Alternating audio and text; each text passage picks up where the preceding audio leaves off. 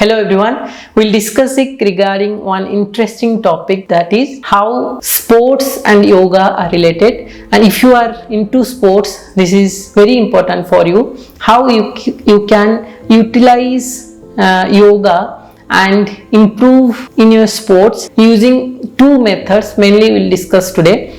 You know, if you are into any sports, you take example of football, cricket, chess, badminton, kabaddi or anything else. Two things majorly we need.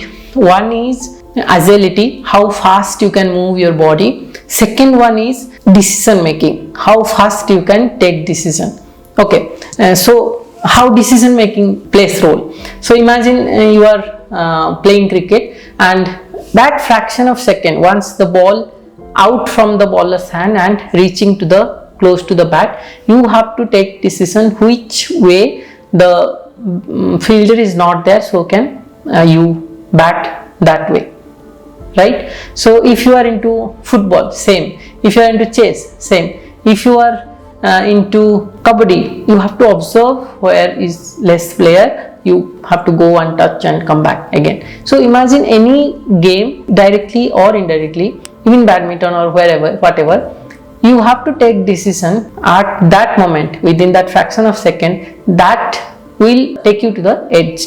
Okay, so how the fast decision making takes place, behind that background or what, you have to observe with that same time. Suppose your opponent is there or your colleague is there, he has also same 10 to 15 seconds, you have also same time, but during that time if you observe more, then you can take fast decision within that period of time.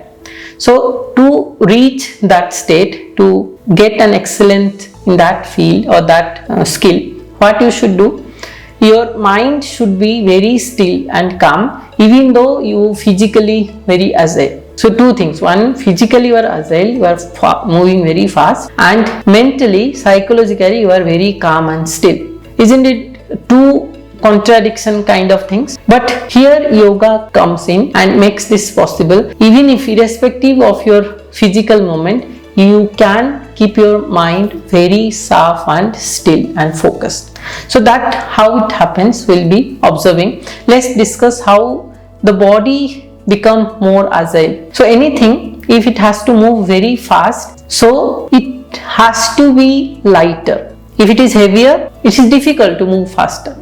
So is it mean if you are practicing yoga, your weight will be reduced suddenly? May not. Even some sports are there, you have to maintain particular weight, that is 80 kg, 90 kg, etc. If you are practicing cricket, you have to practice on your legs, your thighs, lower body has to be strong enough to bat or run or etc.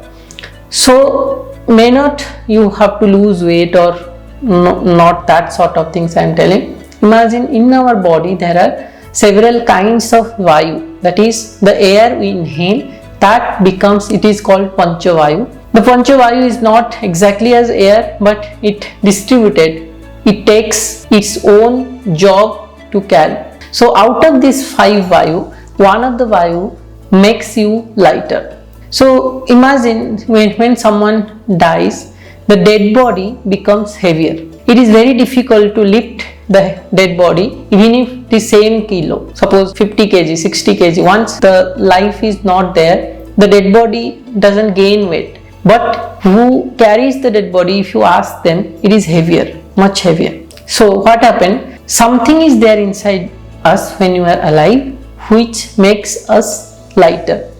Imagine you ask someone, if someone is very heavy, 80 kg, 90 kg, 100 kg, how he feels, whether he feels like he is that much heavy weight. I am, suppose tomorrow I gain 10 kg more, do I feel I am putting on 10 kg more bag and walking? May not. You may feel little heavier or heaviness, but you are not feeling that extra burden while walking or day-to-day life. That because inherently inside us the vayu makes us more lighter. So once you start practicing yoga, this vayu become upward and makes you more lighter and your agility becomes faster. Imagine the purpose of yoga, you are reverse aging, not like your skin becomes radiant or your skin become baby skin, not like that. You become the babyly behavior. Like if you observe the asanas, many are halasan, chakrasan, dhanurasan. A small child below 5 years or 4 years, they used to do by themselves. You don't have to teach them. Their day-to-day life, if you observe, it is just like that. They just take their legs over their head. They just randomly on their stomach and hold their legs. If you observe that, these all asanas they do by themselves. No one need to teach them. So why we practice that? Just reverse engineering. When you practice these asanas, automatically your agility will become more just like a baby. Just watch a 3 years or 4 years baby, how much they run. Morning to evening they just run, they don't sit at one place. But can you imagine 20% of their physical activity if you do in a day? What will be your strength or energy? So that is what makes yoga. It brings you towards the baby zone, the activity level, the energy level, the vayu, everything start reversing. Whoever practice yoga for at least 3 months, if you ask them, they'll say the same. But once you leave that practice, you'll understand what was the benefit exactly you are getting at that point of time. So this is the agility part. You will become very fast. Second part, I have explained this in Nari video. So how you become active if you are lazy, or if you are very much active, how you understand the physical abilities and bring yourself to the middle part. I have explained in the Nadi video. You should know the concept of Nadi. Please watch that video before. Next point will be coming, how you can take decision very fast, observing the current situation, and the decision should be efficient and fast. You can't take decision after 2 minutes. 2 minutes is too much time for that moment. So how it happens? How your mind or your decision making capacity become very sharp even if your body is moving very fast. So this is what we call the concept of detaching yourself from your bodily movement. Okay, so how it happens? When you practice any kind of pranayama effectively, then you can understand you are just not the body, and you can visualize your body either from out of your body or from inside your body to yourself. So when we practice pranayama, I keep saying just make a miniature version yourself. Get inside your body with your breath and watch each part of your body separately. That means that by yourself you are understanding now this body is just a means to express yourself or to do the work you need to do to spiritually progress, but you are not this body. Once you understand this concept that this body is just a means to do things, then it is very easy for you to detach from the bodily movement and take decision very fast with stability. That's why once you should feel or you should experience the practice of yoga and pranayama. So nowadays I have seen most of the playground or most of the sports academy, they are teaching pranayama and meditation directly or indirectly. I urge you to learn meditation at least if you are into sports, and you can see the difference in just a matter of 1 week or maximum 1 month tremendously. So lastly, we'll discuss what minimum you can do to achieve this kind of efficiency. First, along with your daily practice, if you are physically fit and you are mentally aware, like I have explained also the consciousness and awareness different. You may be conscious but you may not aware always. That is, the software of your body is not always in active state. Suppose you are playing chess, you may not need to go to gym, or you may not feel like I should be very much fit physically, but mentally you are very sharp. In that case also you should include some of the physical exercise into your day-to-day life.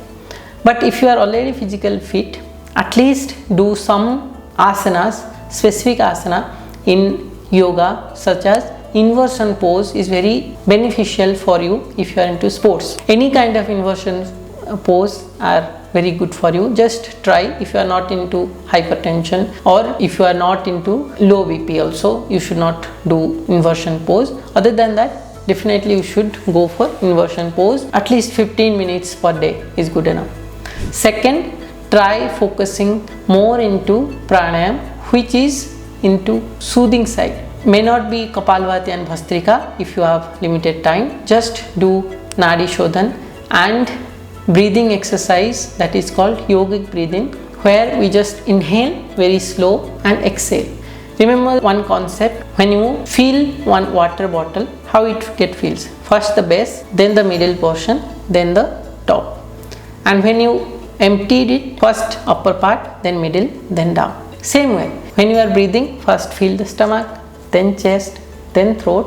While releasing, relax this position, then chest, then stomach. That is called yogic breathing. So in between your playing session as well, or in between when you are practicing, you can practice this yogic breathing for 2-3 minutes and regular practice of Nadi Shodhan. Within 1 month of practice, you can feel major difference in your skill and in your ground as well. So summarizing it, why we should do, we have discussed. How you should do, we have discussed. What is the benefits you will get, we have discussed. Again, inversion pose is very much beneficial for you, along with Nadi Shodhan and yogic breathing. Continue this practice and stay tuned for such meaningful, useful videos. Thank you.